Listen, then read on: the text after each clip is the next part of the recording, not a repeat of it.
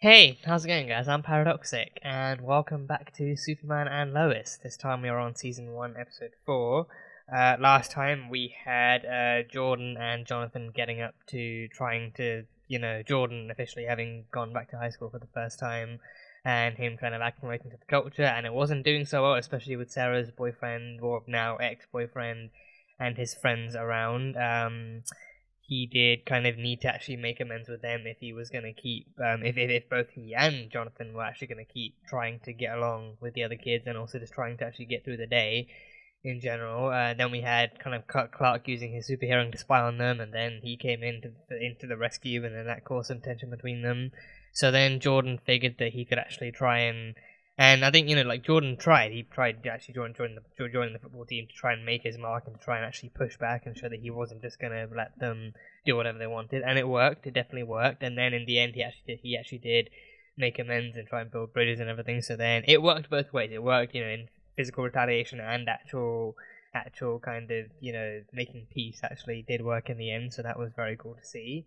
But then he actually excelled. But I think because of his increased kind of like power, somewhat increased power levels, and his overall kind of actual power balance, it actually did work. He actually performed really well on the team, and even the coach was impressed. The coach was impressed to the point of making his brother run laps for not telling him that he had a brother with the skill and the physicality to actually to play well. So that happened, but then Jonathan actually managed to identify that Jordan excelled at this, and he was actually making friends, and that this could be what brings him out of his shell, and it could be exactly what he needs to open up and talk and be to be able to actually be himself without any, or at least with less kind of trepidation about the environment around him and stuff. So that was really cool.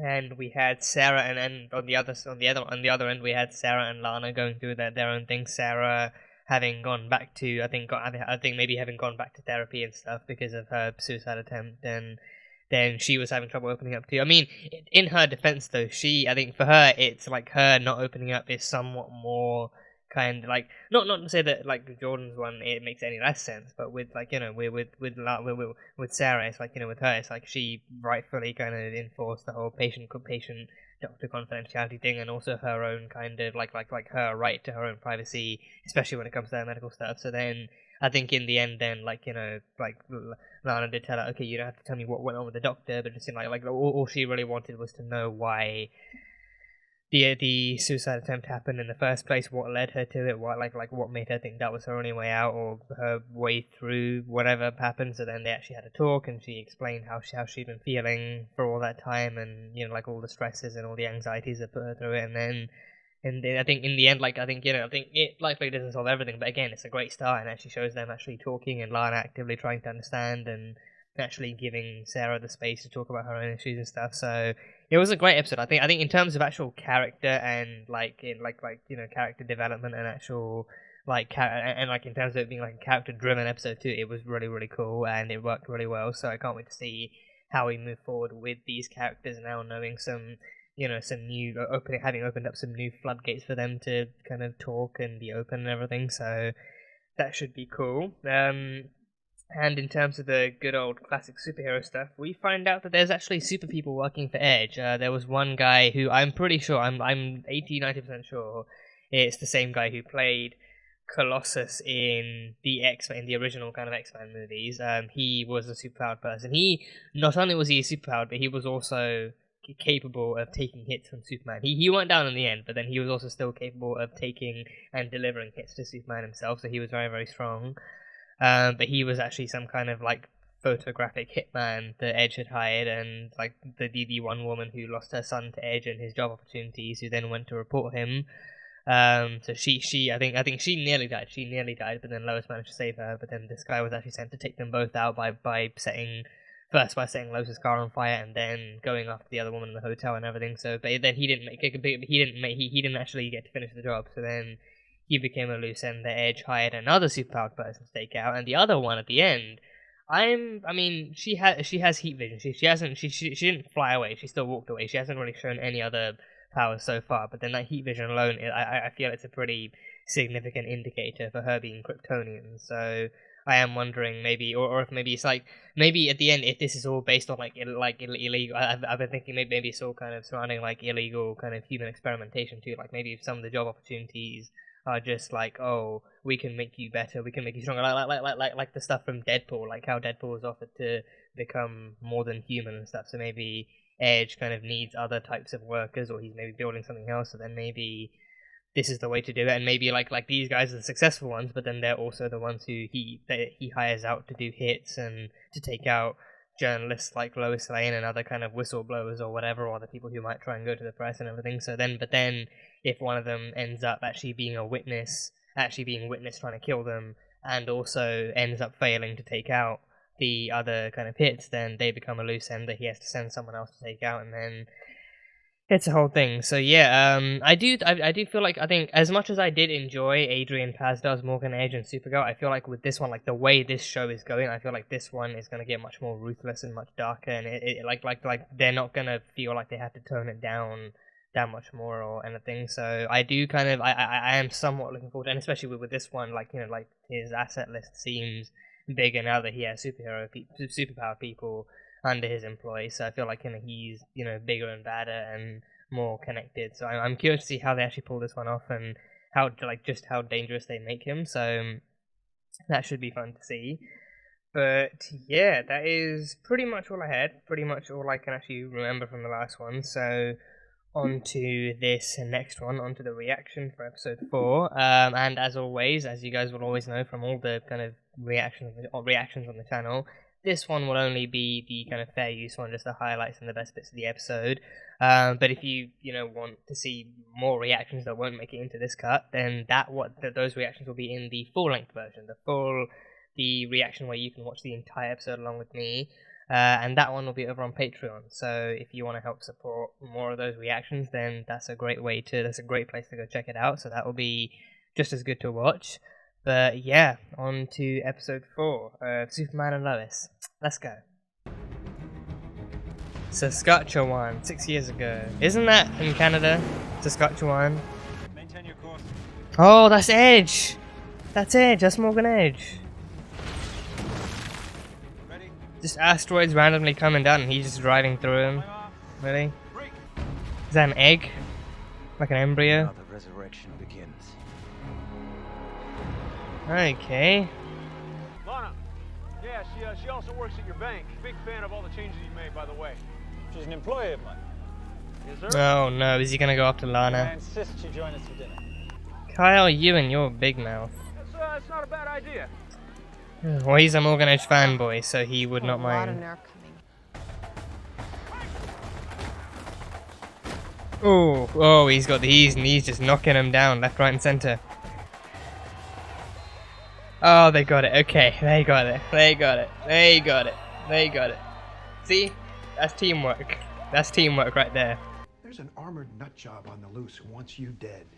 And your priority seems to be... Coaching my sons, yes. And there are nut jobs who want to kill me all the time. You need to understand. They're moving Thaddeus Kilgrave. Thaddeus Kilgrave. Psycho genius who got radicalized off hating you. Oh, okay. That's a If anything goes wrong, pretty I will be there. beastly I'm not name, walking away Thaddeus from my family Kilgrave. for a- Hey, here comes the cover of Madden 21! Oh, he's the popular kid now. He is the popular kid now. Yeah. Where is Jonathan? Is he okay? Is Jonathan actually, like, okay? Perhaps we can find something more worthy of your unique gifts. Oh no, he's gonna offer her one of those Want job to make a real opportunities. impact Once in a Real lifetime. results. Oh, no. in helping people achieve their best selves. Yeah, becoming more than human, becoming superpowered. Stupid broken arm. I mean, it's ironic that it's actually Jordan's fault, because he blew up the bonfire and that broke his arm. Whoa. Whoa. Can he tap into the Speed Force? Was I telling the wrong blade to tap into the Speed Force? Is he the one that can do it? Okay. That's peculiar. Can't get cocky. It's cardinal sin. Never celebrate until you cross the goal line. Who runs a Mach 10? Ah, ha, ha. Great. Yeah. I mean, hey, it's actually a good lesson. Don't get too cocky until you actually secure a... Oh, Jesus. Okay. Well, that's why. Until you secure a victory. Yeah. He made me uncomfortable and you didn't even notice. Is that where our marriage is at? So, okay, Lana, you want me to get in the guy's face? Lana, I mean, this is what Edge does. He gets under your skin. Apparently turning people against each other is also a great ability of his. Look, I'm kind of bored with the whole faux British accent, billionaire at a football game trying to fit in con job. I can assure you my accent is genuine. I Bullshit. was Oh my raised god, in who the cares? Yeah. Let's just lay it all on You know the what? I don't table. even care if it is genuine. This is General Lane. I need your sit rep on Kilgrave. Go. Confirmed, General. Prisoner is in transit. In transit. Saw time. Oh, this is him. Daddy is Kilgrave. I was expecting more. I won't lie, I was kind of expecting more. Watch and analog. He seems familiar. He seems very familiar. A lot of people go digital. They need to be spoon-fed. The voice especially sounds kind of familiar. Tag. Alright? Is he super speedy? Can he do super speed? Oh, jeez, whoa. Oh, is his hand okay now? Is his hand okay? Oh, he's got two different... Hey, he's got two different... Yeah. Yeah. Something's wrong. Oh no, which one's he gonna choose? Yeah. Isn't that the guy from Arrow? Isn't that like the other prisoner that was in with Oliver in season 7? Isn't he from Arrow? And given that your dad is the most important force for good in the entire world, that means you have an obligation too. Don't waste his time. Try to think about the fact that when your dad gets distracted, lives are at stake. Is he gaslighting them into not calling for his help? Really? Really, Sam? That's the way you want to go with this? let's sign this motion and get those minds going. Yeah? Why does he have to talk when his when his #1 fanboy's doing all the work for him? One-sided, it's pathetic. Do you want to grab a drink tonight? I mean, no kids, no husbands, just a girls' night out. I promise you it'll be fun. A friendship between those two would be great to see. Yeah. Yeah, Lois is gonna need that drink. Oh! It's still majority in favor. Yeah, majority in favor. Yeah, she's gonna need that drink. She is gonna need that drink. Oh! Oh! Oh! Oh, it's lame. Damn. It was only one good hit, really. Humble pie! Girl, come on, like that, you say hell yeah! No, you and your whole football thing. Actually, kind of like being on the team. Really? Yeah. It's good to be good at something. Hmm. I haven't had any anxiety. Feels like for the first time in a while, I'm happy. Maybe it's because you got really lucky with the company you keep. Hmm. Oh, whoa. Oh! Yeah, he has super speed. He has super speed. Speed healing. Speed healing. Does he have speed healing? Oh, he's got super speed. He's got super speed. Mind your own business, Kent! Oh no, tag. Tag, don't. This wellness kid isn't good at keeping his hands to himself, is he? Yeah. You could do with some paperweights around here. Yeah. Oh, it's a distraction of some kind. Oh, Sonic Blast. I needed you in closer range. Let me show you what this baby can do. Oh no. Oh, Sonic Blast, Super Sonic Blast. Oof. Eee. Oh, oh no. He's fast. Even with super speed, he's faster. Oh. You control it. Get away. This is like when Wally first transformed. His mind and his body couldn't work in cooperation, and he was glitching out all over the place. Hey, remember what Grandpa said? Dad's too busy saving the world. Look, he's not the only one that can do this. God damn it, Sam! This. John, trust me. Oh, oh, okay. Oh, that still doesn't help. Oh, there we go. Thunderclap, bitch. There we go. There we go. Thunderclaps. There we go. Destroy that gun. Just molten. Molten, that bitch. Okay.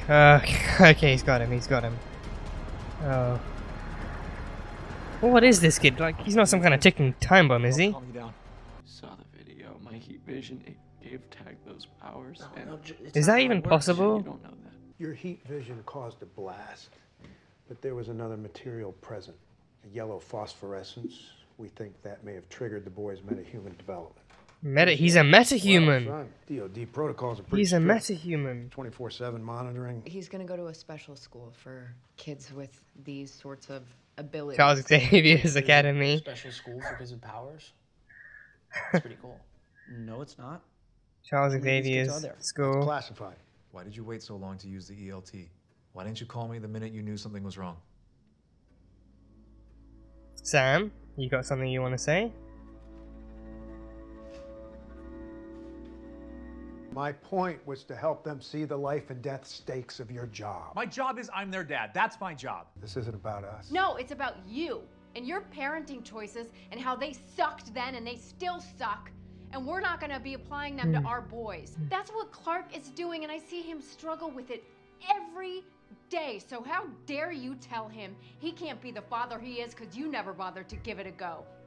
You keep pushing us, you won't be welcome here anymore. I'll get my things. I love Lois Lane. I just want to say that. I just want to kind of make that known. Yeah, Lois Lane. Oh, they're gonna kiss. They're gonna kiss.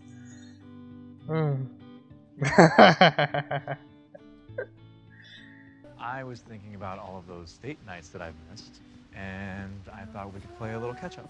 Huh. Damn. Oh, great timing. Great timing. Gotta be kidding me. His timing is truly impeccable. Morgan Edge? Or Sam Lane? What is it? Which one is it? 7734. So is he now expecting Superman to turn against him at some point? Is he now expecting it to happen? I have reason to believe we may need to consider a contingency plan. A contingency. I want you to open a new protocol. A new protocol. Call it Project 7734. Project 7734. Right. Be so kind. He's digging. He's looking for... Oh, she has powers. She does have powers. She has super strength. Okay. Which holds enough X-kryptonite to resurrect him. X-kryptonite. Find enough willing candidates. X-kryptonite. What's X-kryptonite?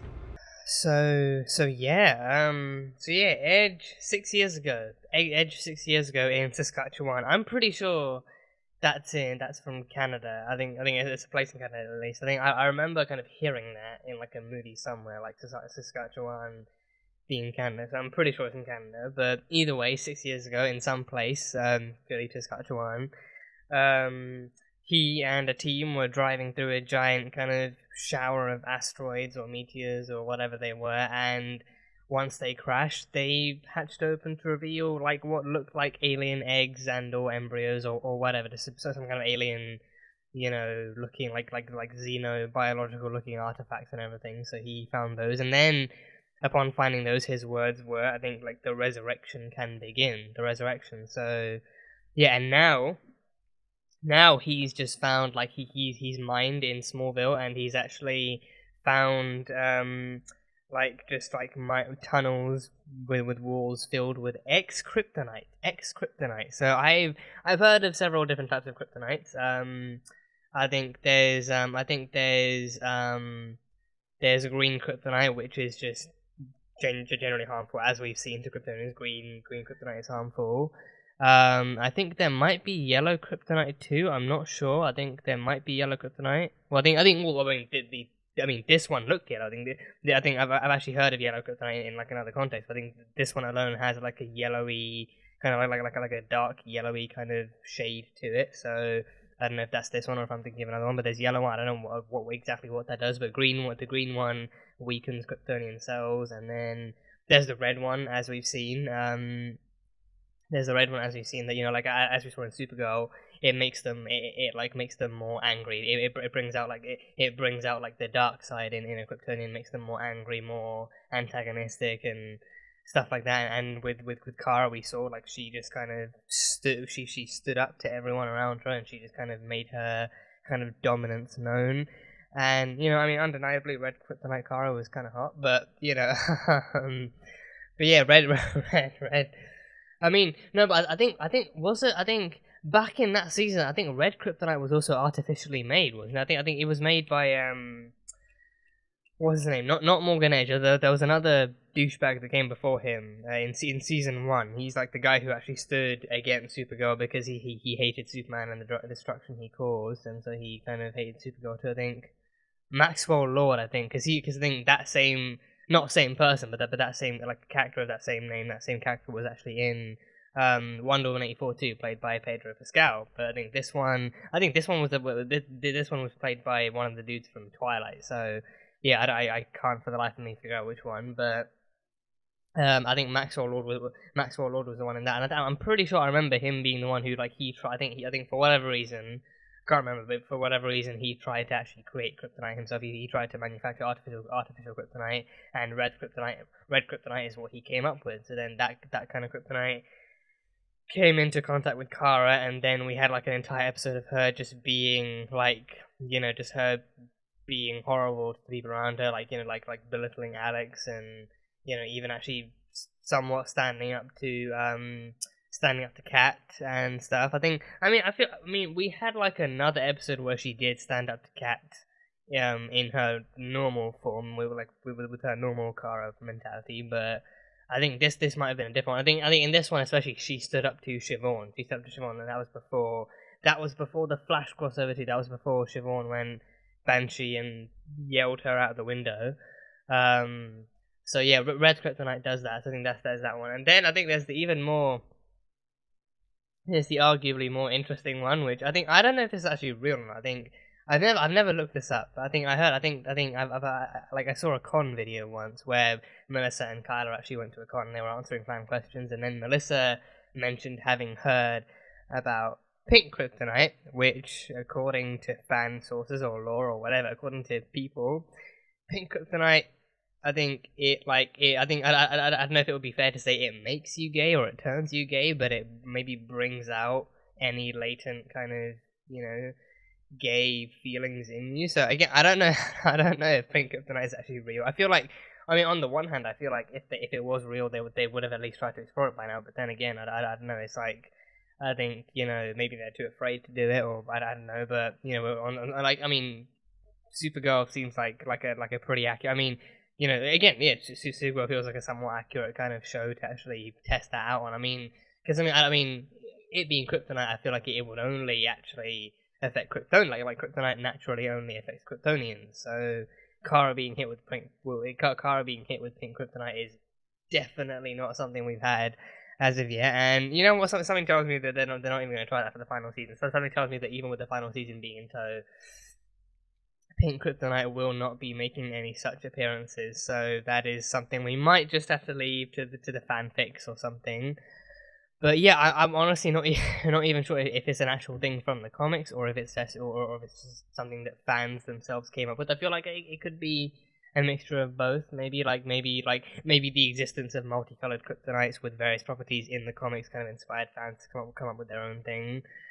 Which is cool either way. It's cool either way. But I feel like, you know, if it is I feel like the comics themselves are expansive, and some of them even kind of, you know, explorative enough to actually make this like a real thing. Like, the comics themselves are wide enough and like just like diverse enough with the different kinds of like celestial elements that they use and the powers that they use. That I feel like in the comics it could easily be a thing. Like I think especially in the comics too. Like they're that much kind of less afraid to use these different kinds of like kind of objects to, you know, bring people out to themselves. So, you know, I think, and so especially in terms of like exploring, you know, like one's Kryptonians, like a Kryptonian's oneself, if that makes sense, then pink kryptonite could actually be a handy tool to use. But pink kryptonite, it's the only one I've ever not known if that's actually true, or if it's something that the fandom came up with themselves. But either way, that's apparent. Pink was it's another one I'm aware of. So there's that. There's green, red, and pink. Maybe yellow. I think this one could be yellow, or I could be wrong. But I think he did call it X-Kryptonite. And apparently this one has the power to resurrect an army. So what army he's resurrecting, I have no idea. And I think he I wonder if it could also connect into those alien kind of egg-looking things he found 6 years ago. Like he even labeled those things like tools to like he even said, now the resurrection begins. So maybe maybe those eggs are like maybe whatever's inside there is gestating. So maybe that's kind of waiting to be born or reborn or something. So maybe he uses the crystals to bring those on. But I mean, no. But then they did mention willing candidates, like his assistant with the super strength. So even she has powers. She has super strength. So she's already gotten powers somehow, but even she mentioned that, they just need to find willing candidates first. So then that makes me wonder, they actually need, human test subjects or human candidates to try and go forward with this program, whatever it is. I think knowing Edge, these could also easily be the one-time opportunities too. And it's especially, after the way he went after Lana, it's he's looking for ideal candidates too. Not just anyone who wants powers, but people with the actual kind of people he believes have the right merits and the right authority to actually be granted powers. People like Lana has a well-educated background, and she's very, very kind of skilled and very, very qualified for various things. But then, and I think his main thing too. I think what this series is doing is it's doing a good enough job of actually exploring why everyone comes back to Smallville for a different reason. Smallville, and I think even him pointing out to Lois that Smallville seems to be this hub. I can't remember exactly what he said, but something along the lines of Smallville seems to be a hub that everyone comes back to where all these kind of strange things happen. So knowing Clark's history in Smallville, and I think especially it's not necessarily connected to that, but I think especially considering the Smallville TV show as well, what arguably started off all of these kind of started off the entire Arrowverse. Smallville itself kind of focused on how Clark growing up in Smallville and reaching his kind of Superman prime age, he experienced a lot in Smallville and he fought a lot in Smallville, so Smallville became that kind of a town where things happened and miracles happened in the form of a young Kryptonian man just kind of swearing to protect his newfound home. So for characters like Lois and Clark, it's home for them. It's a smaller thing. It's a smaller background, a smaller setting for them to try and re-ease themselves back into. But then for Ed, just it's like a hub, like a beacon, like the Beacon Hills of America, maybe. It's just like a beacon where instead of supernatural stuff happening, you get alien stuff happening, which I think extra. Well, yeah, I think supernatural is supernatural, but then extraterrestrial is extraterrestrial. So it's like the Beacon Hills of Kansas, perhaps is the Beacon Hills. I don't actually know where Beacon Hills is in Teen Wolf either, but yeah, I don't know what if it is. I don't know. Off the tip of my head, I'd say probably California or just around that kind of area of America. But then Smallville, Kansas, I think that's southern. It feels southern. Sounds a bit more southern. I think maybe perhaps it feels accurate enough. But either way, it's pretty much the beacon. It's a beacon for all this weird stuff happening. So for him, he sees that as the ideal place to actually start doing whatever it is he's doing. So it also begs the question: exactly what is he doing? Why does he need to build an army? Why does he need to actually resurrect anything? Why does he need? Why is he trying to give humans superpowers? Because then it's and then also with the X-Kryptonite being found and him needing to resurrect an army, it's it kind of somewhat reminds me of the whole Inhuman stuff from Agents of S.H.I.E.L.D. Similar crystals being used to activate latent alien superpowers in unknowing kind of Inhumans and stuff and that and especially the way that Creed defined it, divine as being brought to Earth enough to build an army, like crystals being used to activate superpowers in humans. And I I think in this case, I don't know if it like. I mean, in this case, I feel like it definitely could be more along the lines of like regular humans being lucky enough to survive. Because I think, like, I mean, even the way he says it, like, even the way he says like willing candidates, I feel like it's definitely going to be a case of, oh, not everyone's going to survive this, not everyone's going to be strong enough for this. So I think it's less of a chance. I mean, that might indicate some sense of like latent kind of, you know, extraterrestrial strength in them already. But then even then, I feel like it's also more to do with just how strong they are as a human, first and foremost. And then if that kind of human biology can actually not only not counteract, but then balance out with whatever kind of alien stuff is given to them or alien stuff is activated. So then he needs to try and build an army for whatever reason. So he needs to find willing candidates for that. So yeah, so he's building an alien army. He's building some kind of an alien army, and Smallville is where that alien army is going to grow. So yeah, I mean, as once in a lifetime opportunities go, that's pretty once in a lifetime. Like either you live and you get alien powers, or you die and you don't get anything. So it's literally once in a lifetime. You only get this one chance, but then you risk you maybe literally risk losing your life if nothing happens. And especially if you get involved with, I think like if you get involved with him, I think even then like even if you don't die, but then you get involved with him and nothing happens, then you're just a loose end. Then you're like, so like because of the fact that he's testing all the stuff on you, you come into contact with all this kind of machinery and these crystals and all these different weird alien things. So then once you witness all of this, even if you don't survive even after that, then you're just a loose end who could easily tattle, and he can't have that. So then he has his kind of superpowered hitmen and women, it seems here, to take you out and stuff. So he's just a very shady guy overall. He's a very, very, very, very, very shady businessman who should not be trusted. And that British accent, authentic or not, fools no one. He's still a super sinister dude who should not be trusted in any capacity. So yeah, that's Morgan Edge. And then yeah, we met Thaddeus Kilgrave. I want to talk about this point for a second because yeah, Thaddeus Kilgrave, admittedly pretty beastly sounding name, Thaddeus R. Kilgrave. There's an R. I think he mentioned like an R in the middle there somewhere. So Thaddeus R. Kilgrave. And yeah, I think that actor as well. I recognized him. It definitely took seeing him a bit more. I think it's also the fact that he now has facial hair. And I think I'm like in Arrow, very much assuming that is the same guy. In Arrow, he never had facial hair. He never had maybe like a bit of stubble, but that was pretty much it. So for the most part, he still had a clean skin face. But in this one, he actually has like longer hair and full on tash and beard and everything. So yeah, so he definitely looks and sounds a bit different too. I mean, it kind of makes sense that he'd be a lot more different because again, he is playing a different character. But yeah, again, I mean, it's the same thing as with the Colossus, the actor playing this new guy. I am pretty damn sure, 80 to 90% sure, that is the same guy who played. I can't remember exactly what his name was. I think not William, because William was Oliver's son. But I think in season 7 of Arrow, when he was in prison, I'm pretty sure it was season 7, season 6, or no, I think that was definitely season 7. That had to be season 7. When he was in prison, anyway, he like the one kind of prison mate that Oliver had turned out to be the one guy who was too weak to fight back and all that kind of stuff. And then he ended up becoming the Star City Slayer. He ended up becoming the Star City Slayer, killing everyone who wronged him in some way and everything.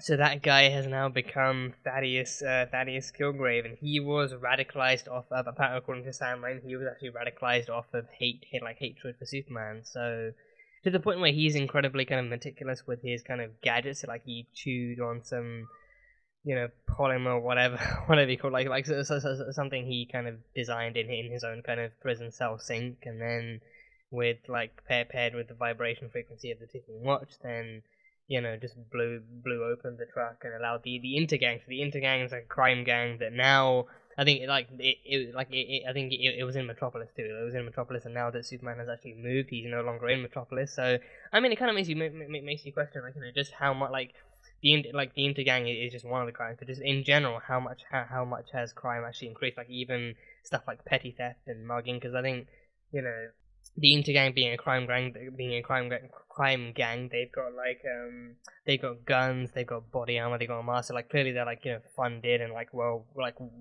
equipped for massive jobs too. But then in terms of stuff like muggings and petty thefts and maybe even darker ones like murder, like just how much has crime in general actually picked up just because people have noticed, oh, Superman no longer shows up when you call for his help, because then we never actively see him going to, I think, like last episode we saw him going all the way to China because he had the bridge had collapsed, but then we never see him going back to Metropolis ever again, so it's like, does Metropolis think that Superman just abandoned them or something? I don't know, but either way, Thaddeus was also articulate enough, or he was at least well coordinated enough in his actual planning that he actually noticed how, he himself noticed how crime had picked up in Metropolis now that Superman was gone. He actually heard less of Superman actually showing up in Metropolis whenever there was trouble, so then he figured,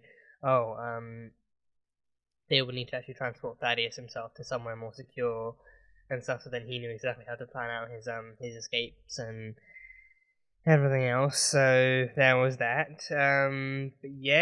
But then he also had like a sonic boom gun type thing that he used to try and actually take down Superman. And I think again like the CGI in this one too. I think in like Supergirl, like they would never actively show I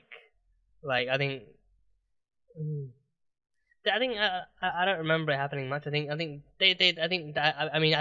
they would show it when they felt it necessary. If she was ever hit by like a sonic boom or a sonic blast, they would never like for this one they actively showed his veins glowing, and then his skin, like the skin around his ears overall just kind of burning and glowing like a bright kind of orangey yellow thing, like to show that he like that part was getting damaged. But I felt like in the other shows like they literally wouldn't actually go that far, or at least they would actually just rely on the actors acting just to kind of showcase, oh, this part of my body is in trouble and it's being damaged. I'm really being kind of being pressured by whatever the hell this kind of weapon is. So I feel like I think I don't mean to point out every episode, because again it can get tedious and it can get a bit boring. Like, yeah, we know it's HBO funding, but again, like the funding going into this goes to allows them to actually go to that extra level of detail. Again, you might not catch. I think some shows I think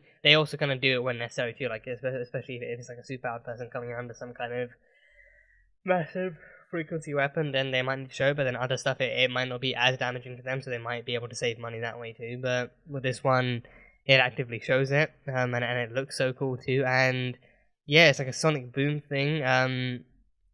Reminds me ever so slightly, because again, I watch Agents of S.H.I.E.L.D. almost religiously. It's almost like a lifestyle thing. I think Agents of S.H.I.E.L.D. like Quake's powers, like her vibrational kind of sonic blast and everything, like sound. I think with this one, it's a lot more refined because it is a gun. Like even like the kind of exit point where the waves come out of it's a lot narrower. It's a lot kind of narrower, but like taller maybe, like from top to bottom. So with that one, it sounds a lot more refined and like a lot more kind of like I think is hollow the right hollow or like concentrated and stuff, but with Quake it actually comes out of her hands and like it actually sounds a bit wider and more kind of, in that case maybe more hollower. So it kind of like reminds me of that, like using sonic blasts and everything. So Quake is unarguably better. I will not be taking arguments. I will not be taking any refutes or debates on that. Quake is better. Just deal with it.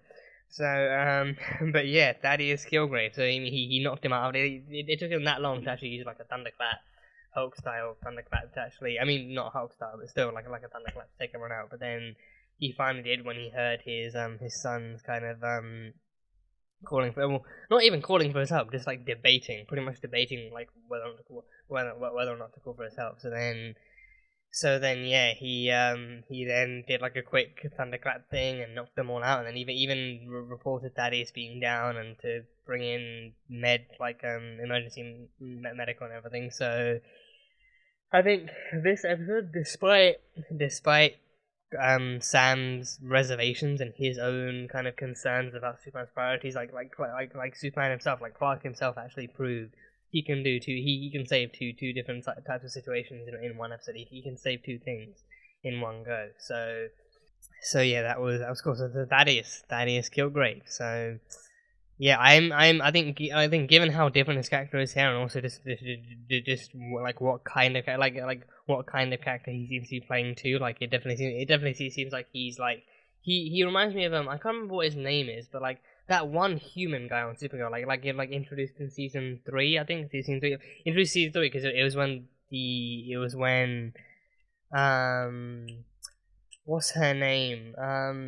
Rain and the World Killers, like that whole kind of like religion side of Krypton and Kryptonian law came into effect, and like they introduced that one human guy who read the Book of Ra or whatever it was, where like he was very, very fluent in Kryptonian religion and Kryptonian culture, and like he reminds me of him, but a more human version, someone who's actually someone who seems more kind of like he definitely kind of supports like humanity and humanity's kind of strength and stability a lot more, but then he uses that to kind of project more hatred onto Superman and then maybe even alien life in general. So maybe like a mix of him and like Agent Liberty maybe, but I don't know. I'm intrigued to see more of him because I still don't know who the fuck he is or what exactly he's meant to be kind of portraying in terms of mentality and ideology and stuff like that. So it'll be cool to see more of him for sure. So yeah. And we had some pretty great stuff with Lana and Lois, like their kind of girls' night out and just them just getting drunk and venting and stressing. Like that kind of content is always great to see, and I think especially like a friendship between these two characters. And I think like especially more great to see given that like one of them, not that it would have to impact the actual show or like any of their relationships moving forward, but especially one of them being Clark's current lover and one of them being like an ex-lover, and then both of them still having mutual chemistry and mutual kind of respect and friendship for one another. That kind of thing is also super duper great to see, and just them getting along with each other as people and them actually getting along with each other as just kind of fellow residents and citizens of Smallville, and also just pretty much being hogged down by the same fucking thing, Morgan motherfucker Edge.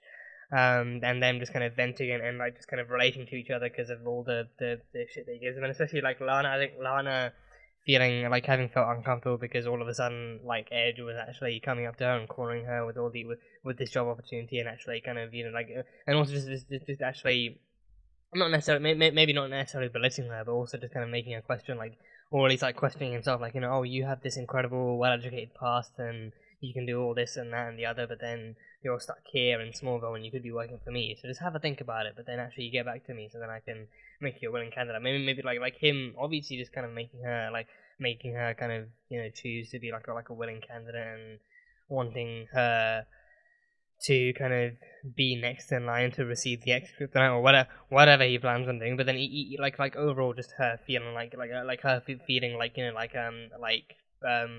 Edge kind of cornered her, made her kind of rethink her whole past and rethink her future, and making her feel like she has to go work for him if she really wants what's best, but then cornering her and putting her into this situation like a deer in headlights, and then Kyle was too busy kind of laughing it up with whoever the fuck was on the other side, like another one of Edge's representatives or associates or whatever.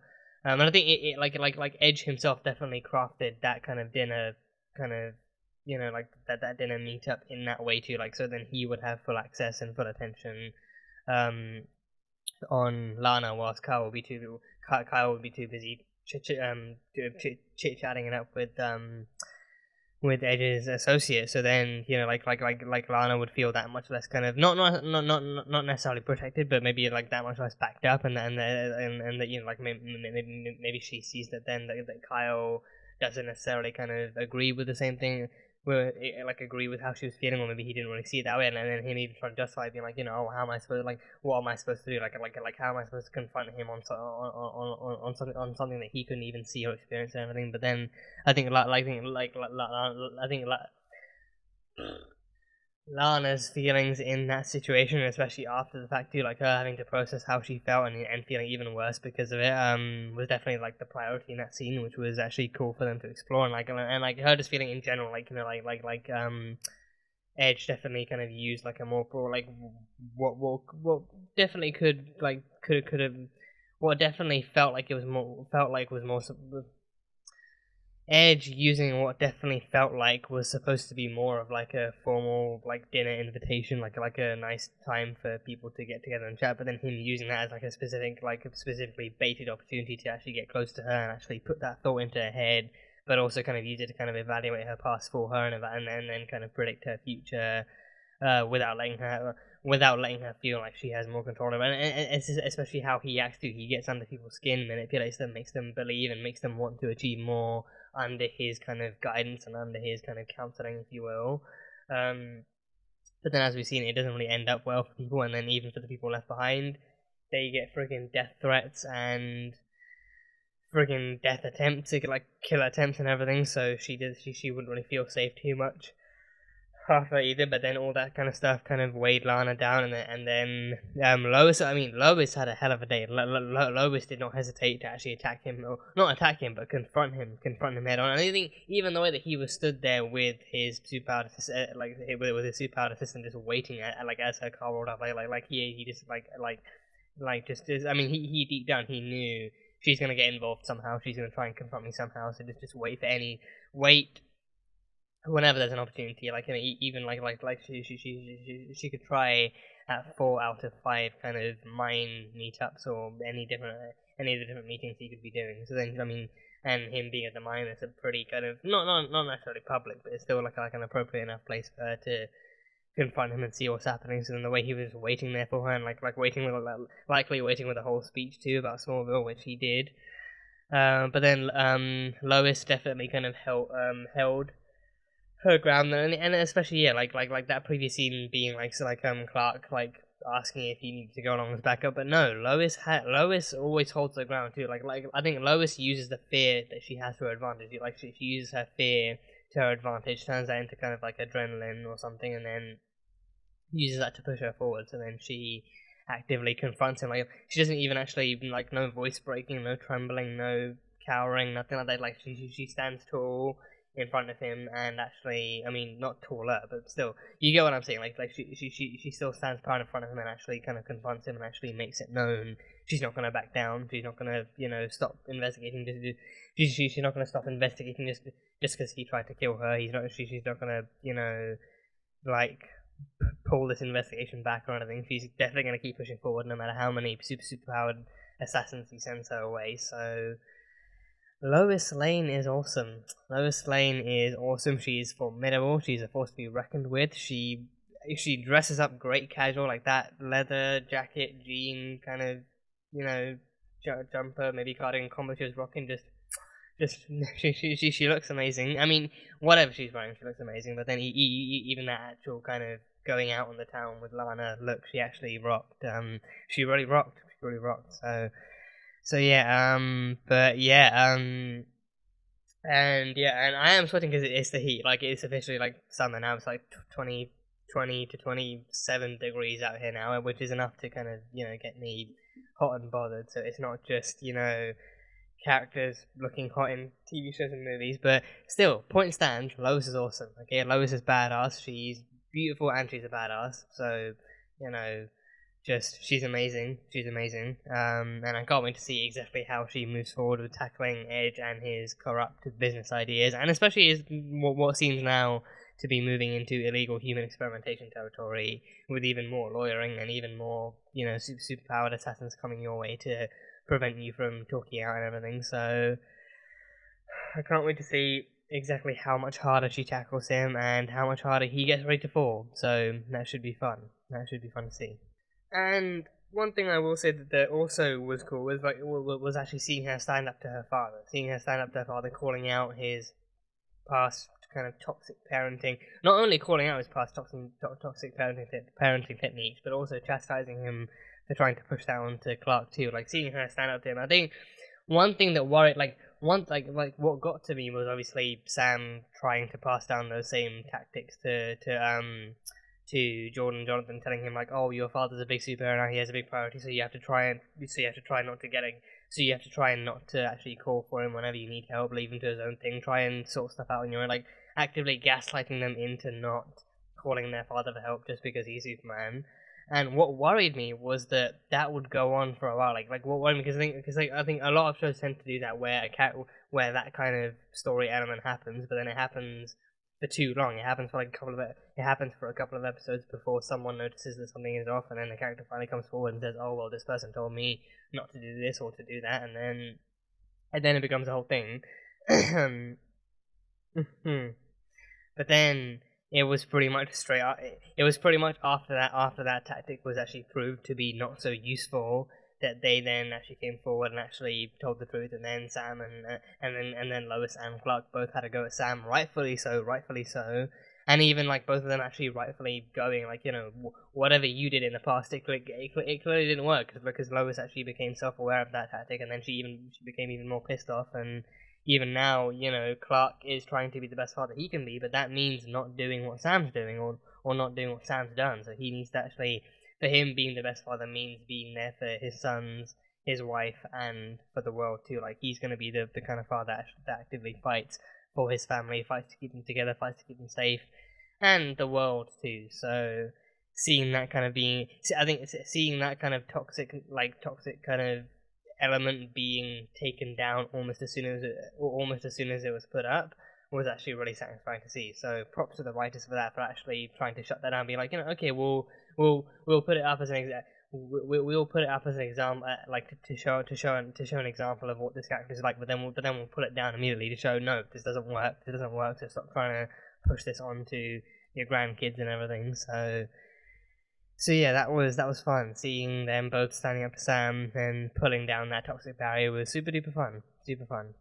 And yeah, I think we had the kids too, and I think you definitely, I think it's pretty much emboldened. Like, what's highlighted is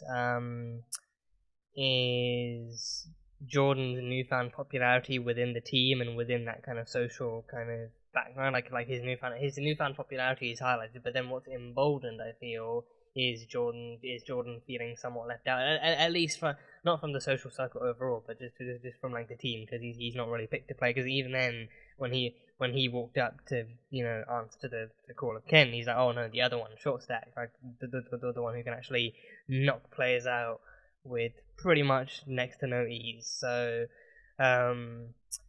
yeah, so then he feels more left out, and then he's on the sidelines with Tag Harris too. So Jonathan, I think now that Jordan has actually found like his new kind of environment, like it's like moving forward, it's like they're both being thrust into even more kind of unfamiliar, but maybe like not completely uncomfortable environments. I think what they came from it's like a complete switch, it's a complete reversal from what they came from too. Like where they came from, Jordan was just like the socially anxious kind of outcast, and he didn't really have much going on. He didn't really have like people in his life to call friends.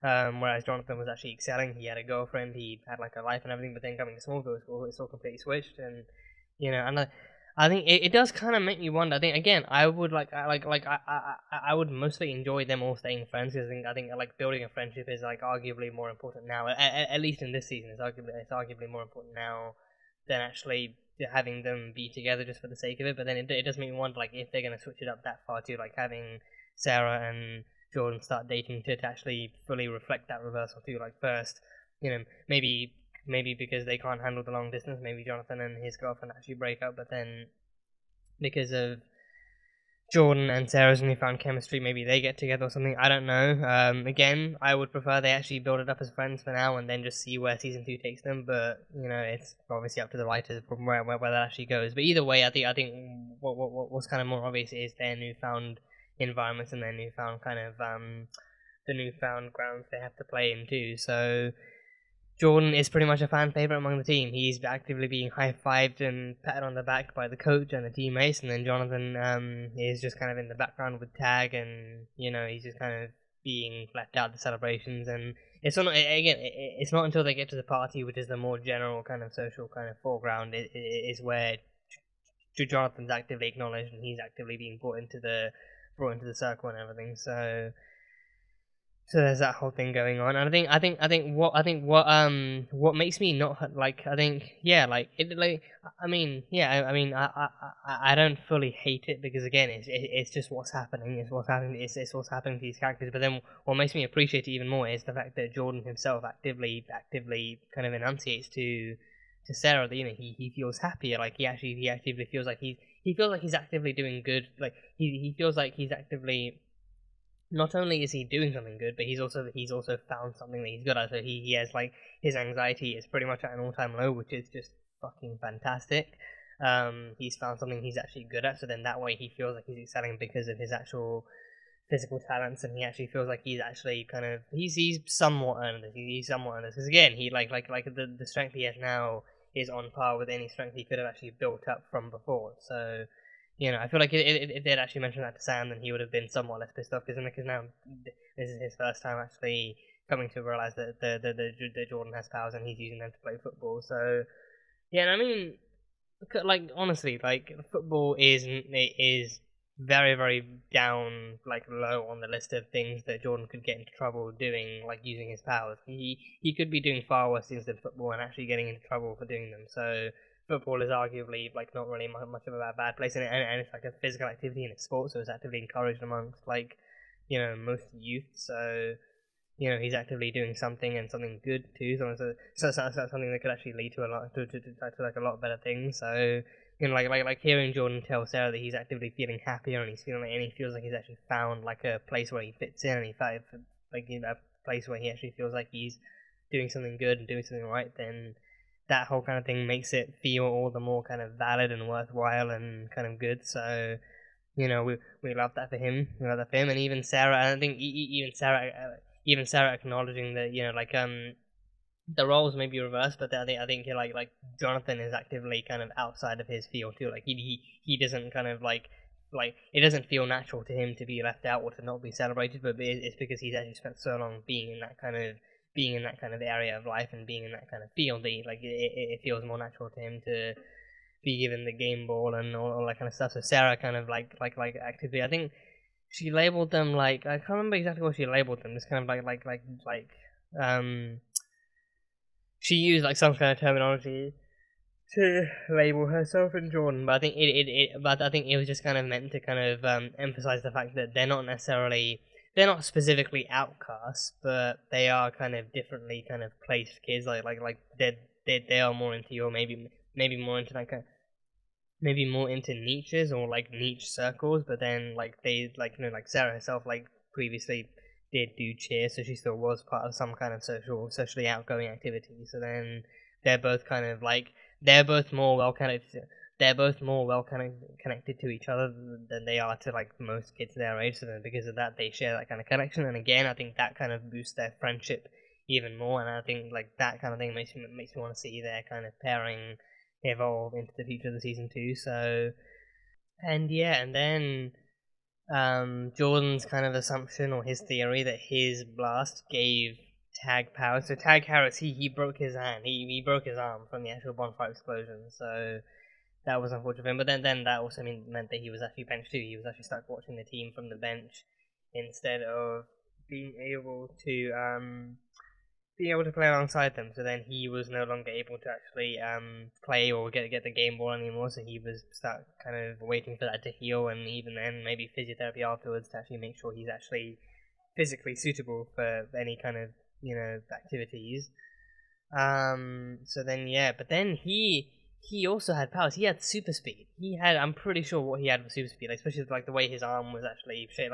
Like it was a lot glitchy too. It like honestly, like the way he was out of control reminded me a lot of when Wally first transformed. When Wally first touched the chrysalis, he gained his powers and he transformed. Like initially, his mind and his body were running at separate paces, and then he didn't have full control over his speed.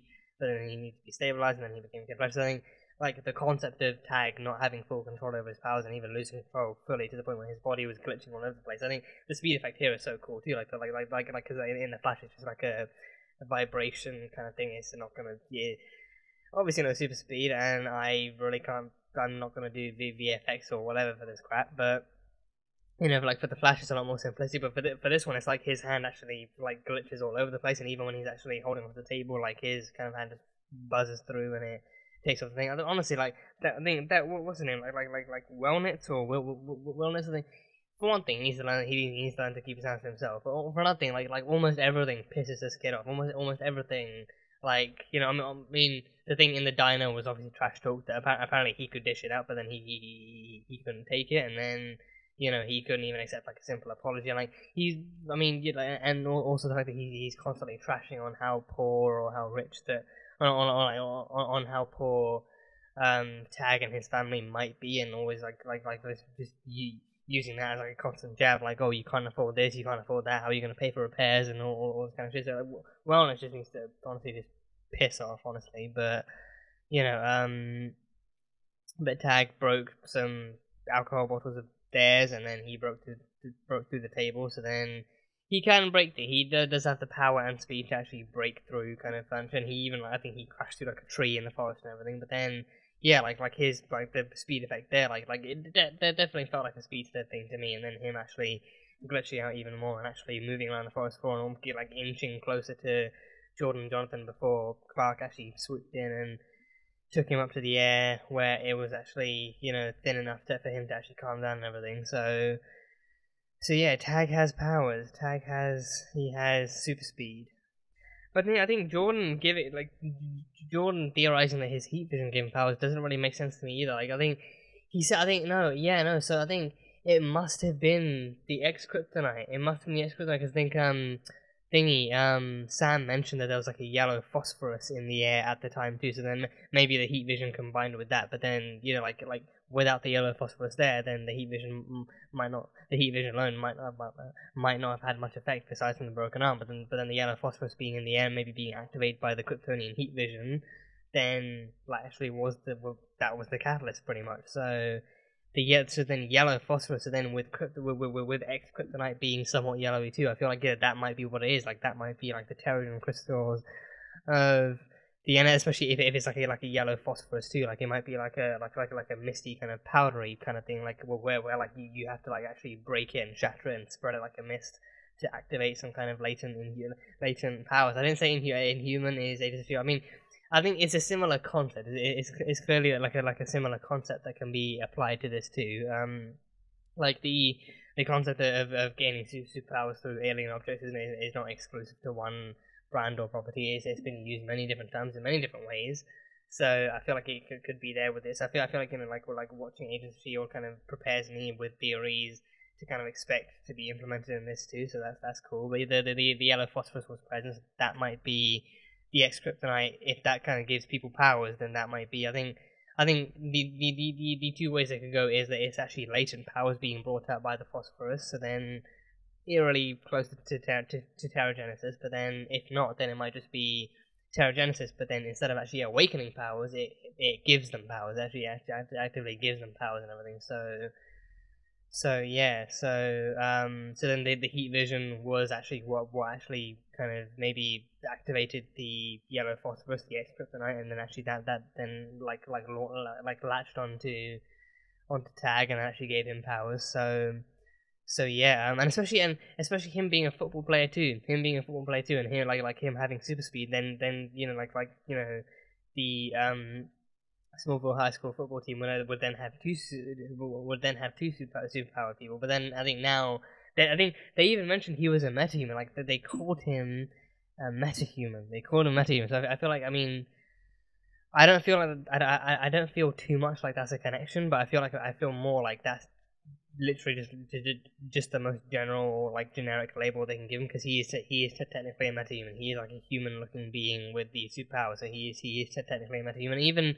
Even in the Flash, that is also how metahumanity worked. Like normal humans were given powers that turned them into metahumans through like the dark matter and everything, but in this case it's the X-Kryptonite being shattered and turned into yellow phosphorus that then actually gives you powers and everything. So Tag is the first one that we know of, but then he also mentioned that Tag had actually been sent to like a special DoD kind of school for gifted kids. So I think it's a school for gifted kids that and especially gifted in this case meaning superpowered or kind of enhanced.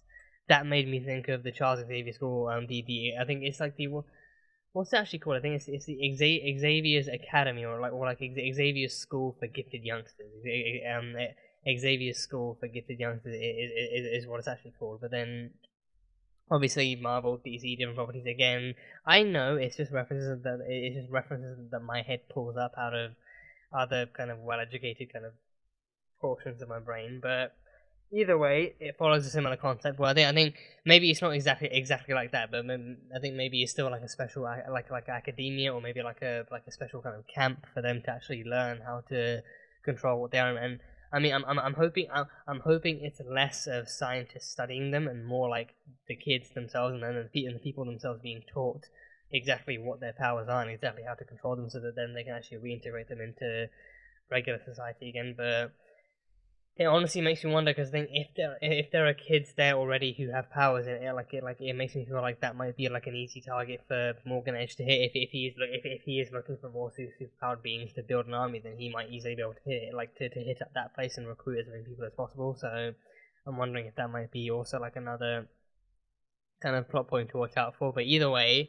Tag is a metahuman speedster, and he's been sent to this academy. So I do hope we see him again. I do hope we see him again, and I do hope we actually see him being able to reintegrate again, actually being okay again after having these powers. So hopefully he lives, and he lives to figure it out. So yeah.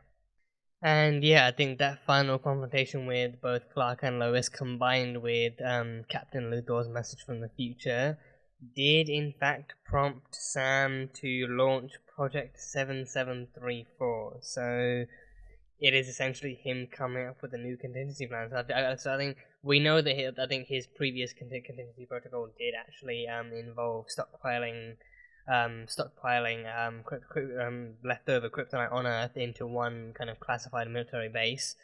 So I do wonder if he's continuing that over onto here, or if he's actually going to try and do something else. But either way, I think now I feel like this makes him feel like he can't try, because I think what's behind Superman is essentially Clark. Like Clark Kent is the face and the heart and the soul behind Superman. So then if he feels like he can't really expect that much more legitimate trust and allyship from Clark, then he might feel like Superman himself might not show up to save the day, because again, Clark is the driving force behind Superman. So then if he feels like he can't really trust him that much, then he might come up with some kind of contingency. And I think now it's 7734, so now it's inspired by the key that Captain Luthor gave him, and Captain Luthor's message was that Superman wouldn't always be aligned with them. He wouldn't always be their ally. Like one day he may become their enemy. So, and actually also telling him that he himself was an ally. He was a friend from the future who fought with General Lane.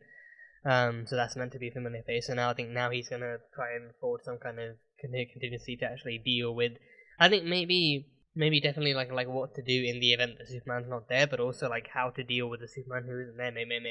Maybe a way to control him, or maybe a way to actually make him like be everywhere that he needs him to be, like regardless of personal emergencies or not. Like now, like his again, like Lois calling his parenting techniques like honor above all else, like him respecting him, putting his military career and his military history above anything else, and actually basing the future off of that too. Like maybe him actually trying to find a way to make Superman, maybe on the one hand preparing for a Superman that might turn against him in the future, but then on the other hand actually wanting to find a way to make Superman kind of always stick with him and always kind of be the ally that he needs him to be at all times, and having him sort his priorities according to whatever Sam in the end might want. So maybe something